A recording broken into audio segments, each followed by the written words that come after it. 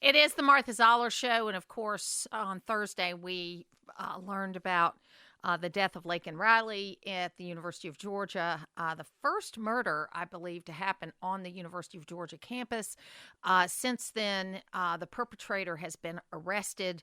The list of charges are long, and we're going to talk about that as well as the budget and all of the deadlines coming up with Congressman Mike Collins, who's joining us right now. Hey, Mike, how are you? I'm doing fine. How you doing, Martha? I'm good.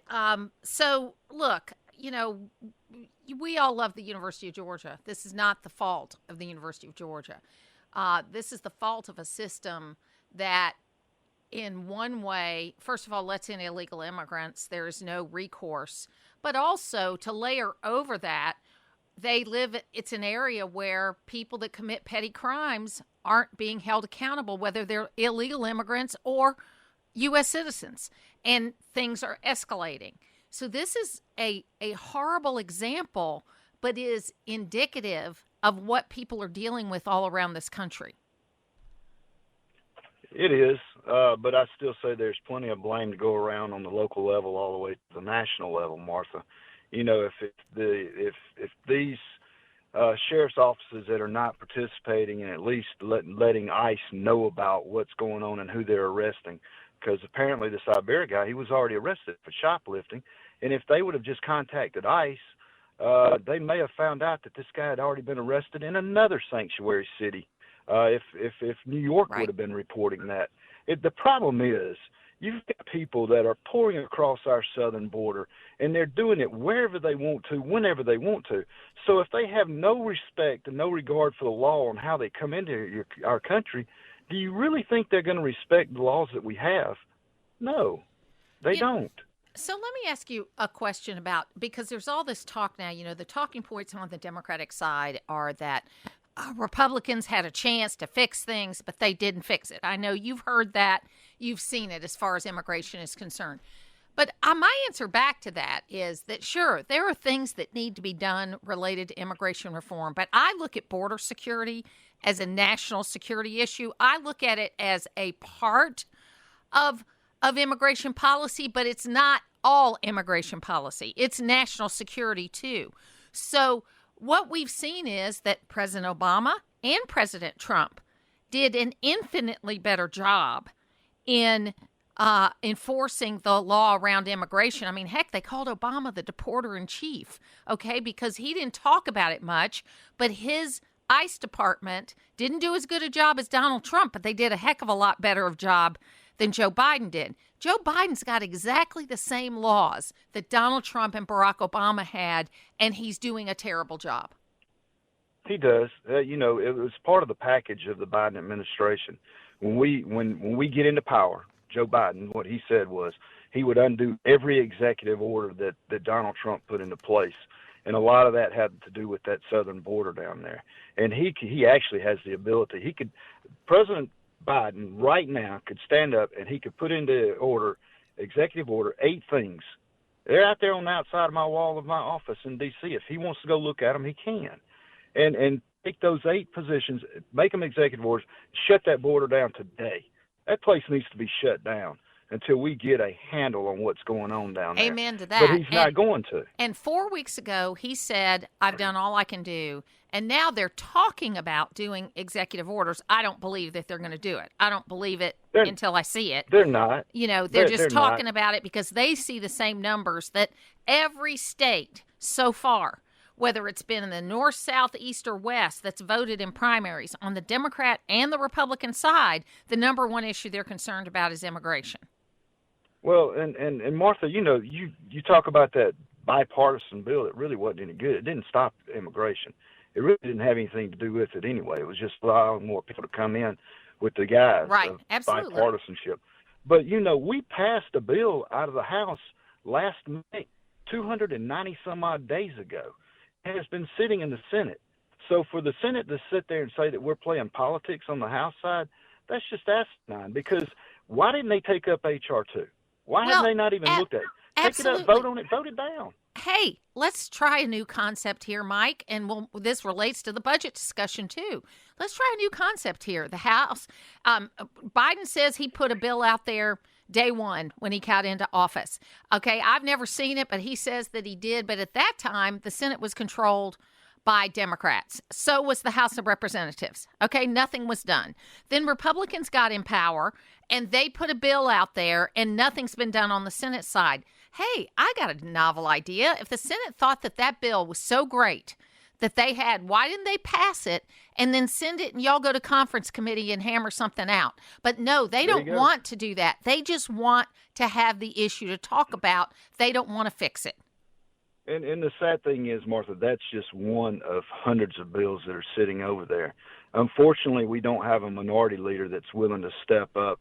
You don't hear anything out of him. You don't hear anything out of the Senate. Well, he's another one of those 80-year-olds that needs to go. I'm sorry. Well, and that's true. That's true. But this situation here in Athens, I hope, good Lord willing, is going to shine a lot of light on what's been going on. This is senseless. It's gut-wrenching. It's terrible. And we need to fix this. We need to fix this problem. This is, I'm a father of a 26-year-old daughter. This is bad. Well, and the policy of the office where he is going to be tried is that they don't pursue the death penalty. And if this case does not deserve the death penalty, I don't know what case does. Okay, there is, there needs to be pressure put on Deborah Gonzales to make sure that she pursues the death penalty on this case. Now, go ahead. Sorry. No, I was going to say, Martha, you're exactly right. And somebody asked me this, well, Venezuela won't take them back. Well, that's not his problem. His last stop will be about 10 miles from where I'm sitting right now, and that's where death row is here in Georgia. Now, you're going back up to D.C. this week. Is that correct? We are. Okay. We've got a deadline on the debt. That's exactly what I was going to lead to if we got a couple of minutes left to talk about that. Where are we on that? And, are we going to get any work done? I realize this is an election year and there's a lot of people out there that don't want to get any work done. But I think y'all got to get the work done. You can't just wait until the election. I've never understood that theory. That's not my theory. I know I've said it before, but I think the American people will reward you handsomely if you do your job. And we do have a deadline coming up. I know we've got some appropriation bills that we're supposedly going to put on the floor this week to pass, and I hope we do. Otherwise, you're going to look at some sort of CR or whatever it's going to be to try to finish 2024. That's sad, isn't it? We're sitting here into February of 2024, and we're talking about bills that we should have passed last spring. And I spoke with Speaker Johnson and Congressman Jody Arrington, who was over the Budget Committee, right before we left, and told them both, hey, we need to have the budget out now. I know we've got 2024 left to do. There's no reason we can't do both years going simultaneously. Just because we've never done that in the past, it doesn't matter. We don't need to wait on the White House to send out their budget. I don't care about their budget.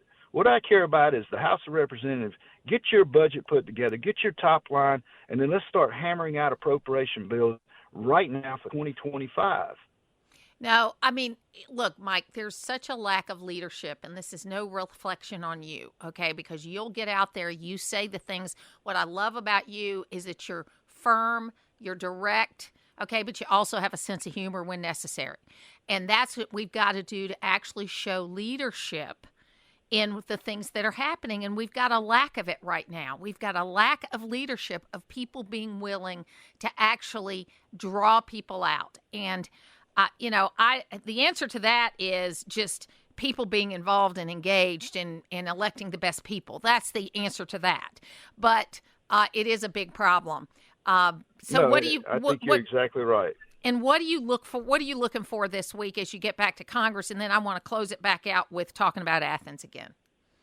Well, we'll deal with hopefully some appropriation bills that they're going to throw on the floor, and hopefully we'll get the rules passed where we can debate them, and hopefully pass some cuts. That's the biggest thing. These appropriation bills allow us to rein in these out of control, overreaching federal governments, including the DOJ, and hold these people accountable. And that's where we've gotten into a lot of the mess in this country. For 8 of the past 10 years, omnibus bills and continuous resolutions, they don't hold anybody accountable. And we've got to get back to business as usual. And we'll take up some of the Athens stuff this week as well. Absolutely. Well, I appreciate very much you being with us today. And if people need to get in touch with your office, how can they do that? Well, they can get us. It's just Mike. It's Rep. Mike Collins, GA, and you can find us. We've got a local office here in Monroe and Walton County, and be glad to assist, help any way we can. It's our job. Thank you so much. Appreciate you being with us today, Mike.